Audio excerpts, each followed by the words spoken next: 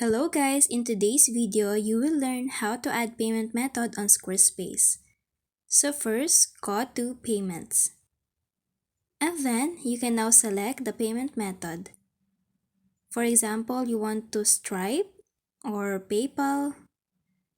And you can choose whenever you want that is available on your country.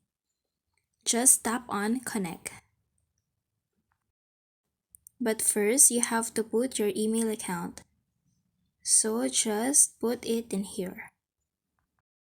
Then select Continue.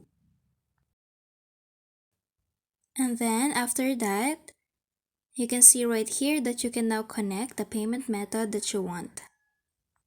And then you can see right here that the all payment processors are free to set up. And that's it. Thank you for watching. Don't forget to like and subscribe. Bye!